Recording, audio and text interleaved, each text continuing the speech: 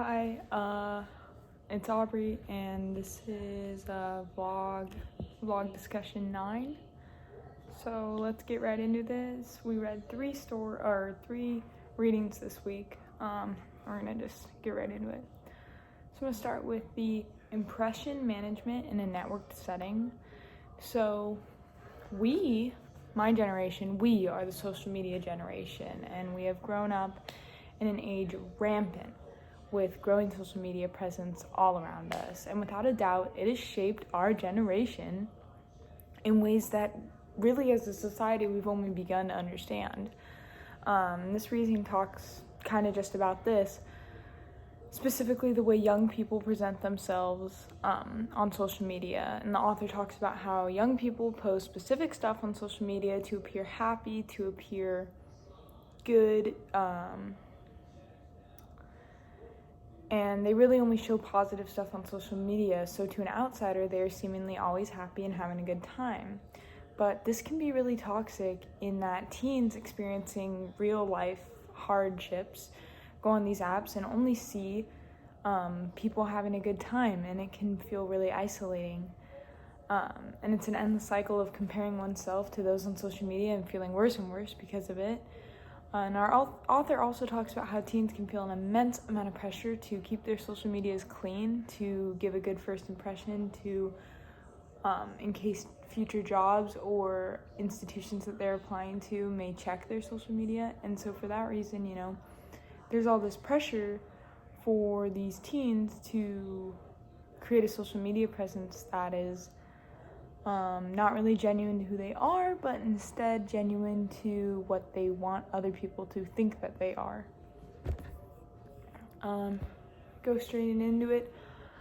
We have women and the rise of raunch culture.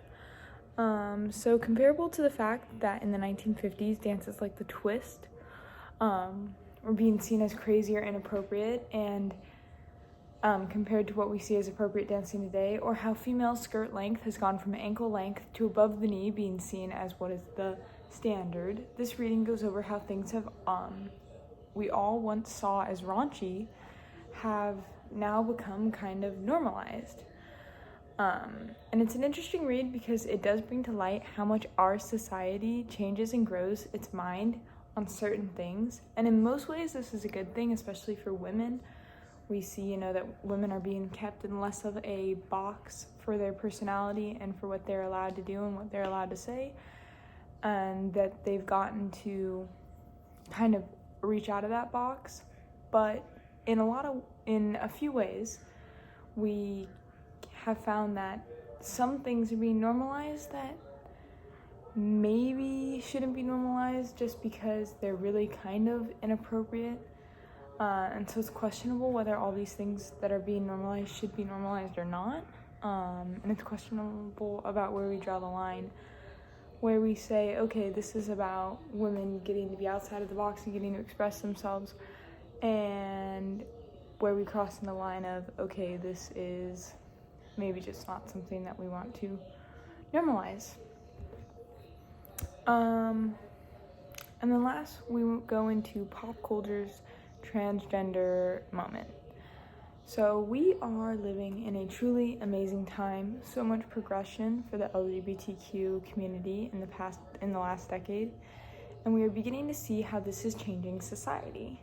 So our world has learned to accept more of these differences than they ever did in the past, even though we still have a lot of growth left to do. This reading discussed how TV and media has begun to include transgender characters and actors and elements into their TV show, and how this is impacting the world as a whole. The exposure of regular people to these things, these characters, these elements, begins a process of normalizing it. And it's actually quite amazing because the viewers of these shows are actually learning and growing by watching characters in these shows who are transgender, who are representatives of this community. And ultimately, this kind of exposure for trans people is great, and it's educating and changing the world for the better. And the movement of incorporating trans people into our media and normalizing it and getting used to seeing a trans character as opposed to the regular characters that we see that are, just whatever the standard was before. It's definitely moving in the right direction, and it's a step in the right direction for media, and it gives an opportunity to start normalizing these things across the globe. They're definitely closer to being normalized here in the States, although there's still a lot of room to grow than they are in other places. But by incorporating it into media in the way that we are seeing this opportunity to really change media and represent all groups of people in our media. And so this movement in pop culture for trans people is actually really great, and that's basically all that this reading was about.